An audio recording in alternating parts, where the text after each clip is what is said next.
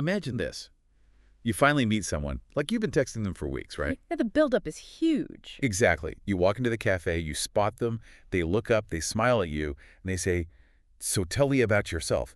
And suddenly, it is just crickets in your brain. Total cognitive overload. Right. Every single English word you have ever learned in your entire life just vanishes. Poof. Gone. Your internal hard drive just, it completely crashes. You are left standing there, frantically searching your memory for basic vocabulary and coming up completely empty. Because the pressure is on and the system just shuts down to protect itself. And today, that is exactly the nerve-wracking scenario we are tackling. Yeah. Our mission for this deep dive is to explore a really fascinating lesson plan we've been examining titled English for First Dates. Which is such a great, highly practical topic. It really is. We're going to extract the absolute best strategies for A2 to B1 English learners. Meaning, you know the basics and can get around, but maybe you aren't completely fluent yet. Or, honestly, anyone out there listening who just wants to build confidence. Yeah, anyone who wants to make a stellar first impression and keep a conversation flowing naturally when the stakes feel high. It's such a relatable scenario because first dates are, well, they're inherently exciting, but they're also incredibly anxiety-inducing. Well, 100%. Multiply that anxiety by trying to communicate in a non-native language, and it is a perfect recipe for that exact brain blank moment. But the overarching theme of the material we are looking at today is actually deeply comforting. Thank goodness. What is it? The core message is this: you absolutely do not need perfect English to have a truly great, memorable conversation. Which is a massive relief. So whether you are actively navigating the dating world in a second language right now, or you just want to seriously upgrade your everyday conversational skills with new people, settle in. We're going to break it all down. Right. This deep dive is going to give you a definitive, step-by-step blueprint for how to handle it. And to do that, let's track how a first meeting actually unfolds chronologically. Starting with those terrifying first few minutes. Exactly. I always think of the very beginning of a date like a rocket launch. A rocket launch. I like that. Yeah, because there is immense pressure, it requires a ton of energy, and the absolute most turbulence and awkwardness happen right there at the very beginning, right as you were trying to get off the ground. The lesson actually shares a story about this. It's about two people meeting at a cafe after chatting online, and it notes how those first few minutes feel incredibly stiff until one person simply asks a friendly question to cut the tension. Okay, let's unpack this. So, if we are in that highly turbulent launch phase, I feel like offering a compliment, something like, "You look great today," is a good move because it immediately shifts the focus outward. You stop worrying about your own words and focus on them. But, is that too much for the very first minute? Not at all. It is actually a foundational tool for that initial arrival phase, provided it's, delivered politely and genuinely. Right, you don't want to overdo it. Exactly. If we look at the vocabulary the text highlights for this part of the date, words like reservation, cafe, introduce, and compliment, that concept of a compliment is vital. Because it sets the mood. Psychologically, yes, it establishes an immediate positive tone. It signals warmth and appreciation, which instantly lowers the defensive walls the other person might have up because of their own nerves.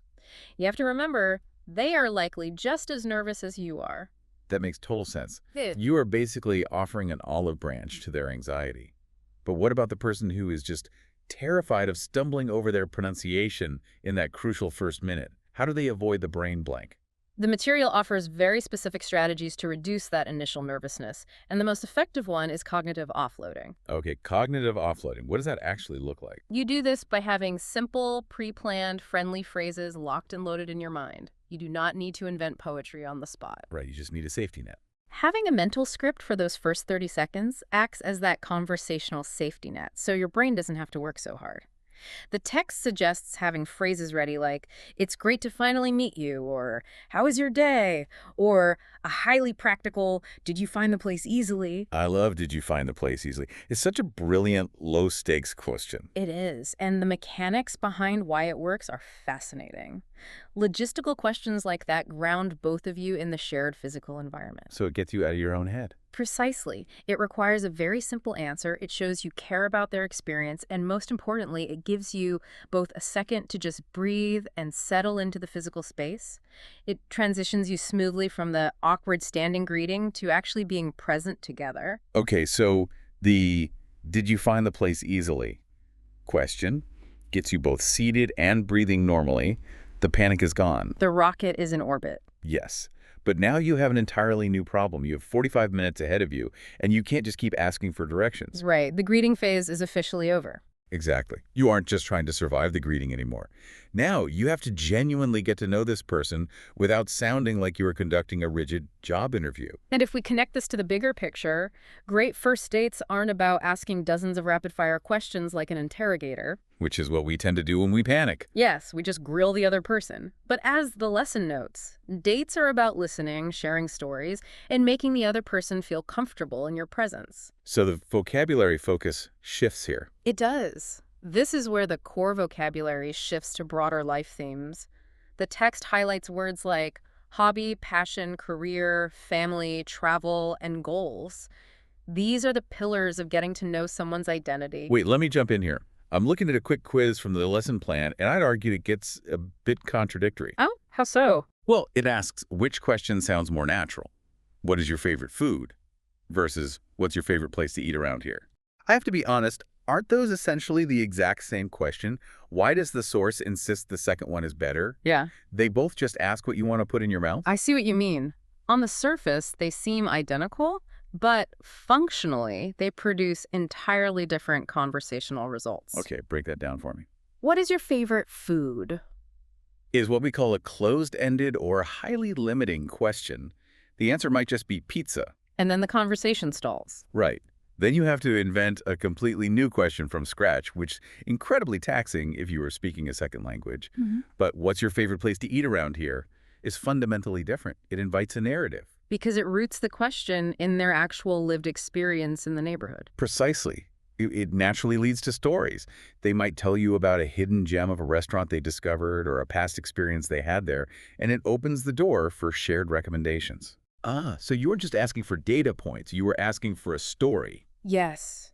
And stories take time to tell, which takes the pressure off you to constantly drive the conversation. That is a great rule of thumb. You aren't asking for data. You're asking for a story. The text actually shares a few other really engaging questions to keep the flow natural and avoid that interview trap. Like what? Things like, what do you enjoy doing in your free time? What's your dream vacation? What made you choose your job? And what's something you've always wanted to learn? Notice the underlying mechanism in all of those examples. They require the person to explain why or how, rather than just what. Right. What made you choose your job is infinitely better than what is your job. Because it taps into their motivations. When people talk about their passions and motivations, they light up, they become more animated, and the conversation naturally propels itself forward. All right, so you've successfully launched the rocket, you've settled into orbit, you've asked a great open-ended question, and they are enthusiastically sharing a story about why they became an architect or how much they want to learn to sculpt. It's going well. But how do you keep that momentum going naturally? I actually think the best way to understand the pacing of this is to bring the source material to life. Oh, let's do it.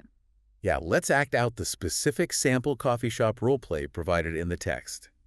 We can demonstrate how to transition from the greeting to a shared passion, and then we can analyze it. Sounds good to me.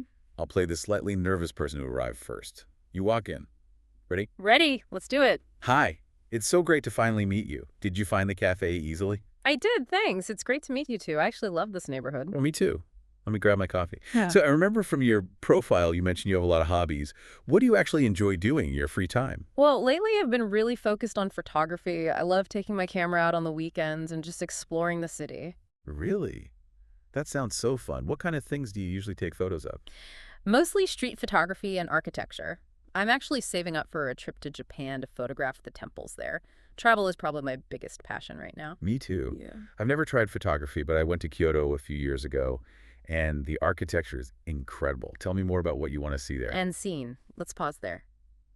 So, on the surface, that was just a very basic, polite interaction. Right. Nothing too complex. But let's break down the psychological pacing of what just happened, because the source specifically highlights the conversational skills embedded in that exchange. Like showing genuine interest and sharing your own experiences. Finding a common interest, which in our case was travel, and most importantly, asking follow-up questions. What's fascinating here is the feedback loop we just created. Look at the bridge expressions you use. Like, Really? And that sounds fun. Yes. Me too. I've never tried that, and tell me more. For a language learner, these are incredibly short, simple expressions, but they do an immense amount of heavy lifting. Because they act as conversational glue. Yes, and they relieve the cognitive load. In language learning, students often think they need complex grammar to sound fluent, but fluency in a real-world interaction is often about rhythm and responsiveness. Okay, that makes sense. When you say, "that sounds fun," or "tell me more," you are providing active validation. You are signaling, "I am listening, I am engaged, keep going." Which lowers the other person's anxiety. Exactly, making them more talkative, which in turn gives you more time to listen and formulate your next thought without panicking. Finding common ground and showing that genuine interest is far more important than having a massive, complex vocabulary. It's the active validation that keeps the engine running. You don't have to be the most fascinating person in the room. You just have to be the most interested. Trust. But even if the coffee shop conversation is going really well and you're using those bridge expressions perfectly, the source identifies hidden traps that can easily derail the date, Oh, for sure. as well as brilliant ways to elevate your language as you reach the end of the evening.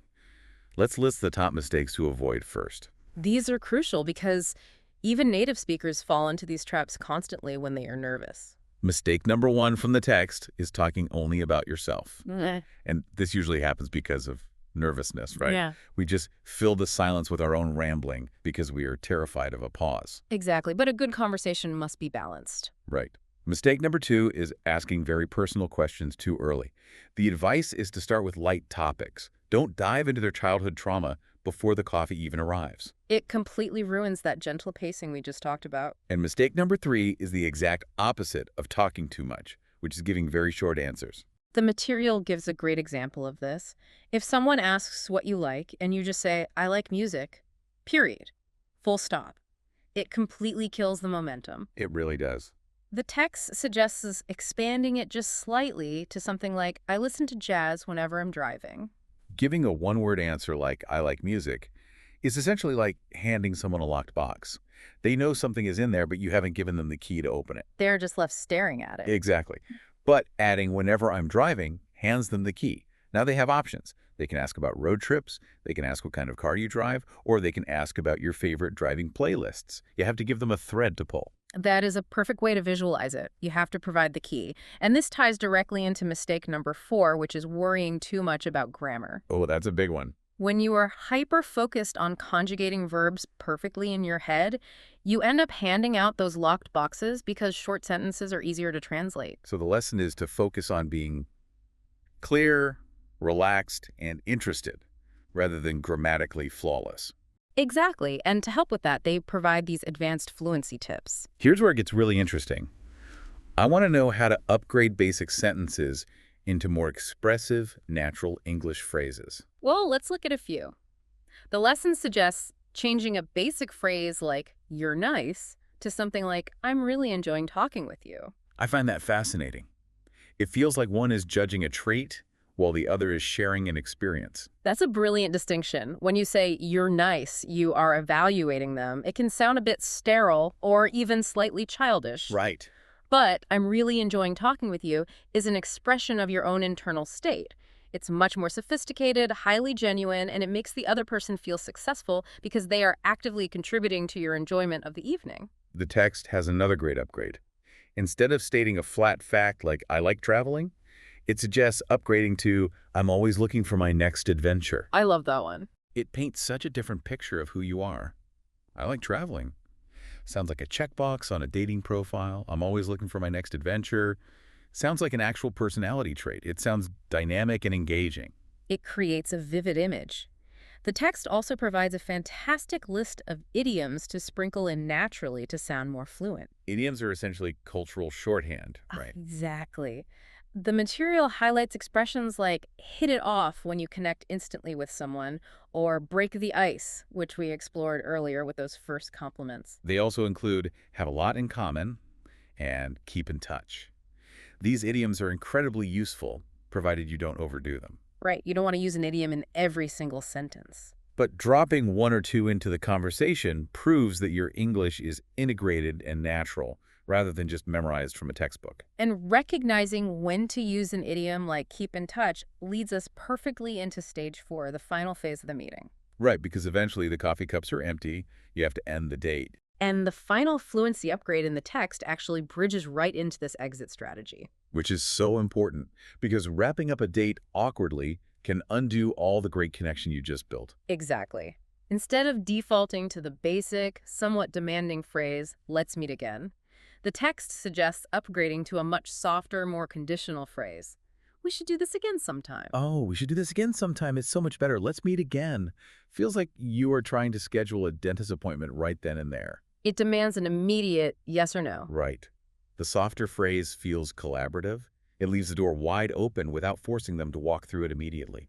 The vocabulary they highlight for this final wrap-up phase reflects that polite tone. Enjoy, evening, contact, plan, meet again. It's all about polite exits and leaving future possibilities open. The polite exit phrases they provide are universally effective too, whether the date was amazing or just okay. Things like, I had a really nice time, or thanks for tonight. My personal favorite, which the text highlights, is have a safe trip home. It's simple, it's caring, and it leaves a lasting impression of thoughtfulness right as you are physically parting ways. It shows you are still considering their well-being even as the interaction is ending. So, as we wrap up our deep dive into this material, let's run through a quick review of the chronological journey we just took. Sounds good. We started with meeting for the first time, using a pre-planned compliment or a logistical question to ground the moment and break the ice. Then we transitioned into getting to know each other by asking open-ended, narrative-driven questions rather than just seeking flat data points. We maintain that momentum in keeping the conversation going by using vital, short bridge expressions like, tell me more, to create a psychological feedback loop that shows genuine interest. We learned to avoid handing out locked boxes with short answers and instead provided threads for the other person to pull. And finally, we looked at ending the date politely, using advanced fluency phrases to leave a warm, lasting impression. But looking at all of these strategies and vocabulary lists, if there is one ultimate takeaway from this source material, what would you say it is? The final lesson the text explicitly states is this. A successful first date isn't about using perfect English. It's about being friendly, respectful, and genuinely interested in the other person. Which is so true. And this raises an important question about how we fundamentally view language learning.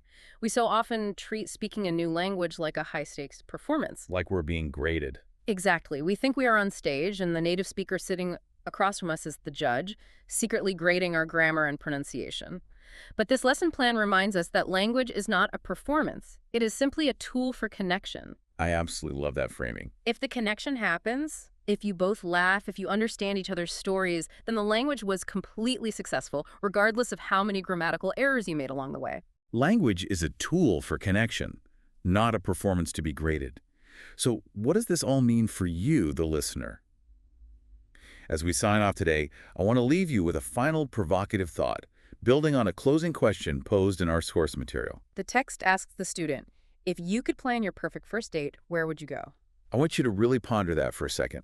If we've learned today that great conversations depend almost entirely on feeling comfortable, on avoiding those stiff interview-style interrogations, and having natural surroundings to spark topics, what does your choice of a first date location actually say about the kind of connection you are trying to build? That's a great question. Are you setting yourself up for an interrogation across a quiet, hyper-formal dinner table where every single grammatical mistake or awkward pause feels magnified 100 times? Or are you choosing an adventure? Exactly. A walk in a busy park, playing games at an arcade, or wandering through a bustling street market. Places where the dynamic environment does half the talking for you, and the conversation can finally just flow naturally.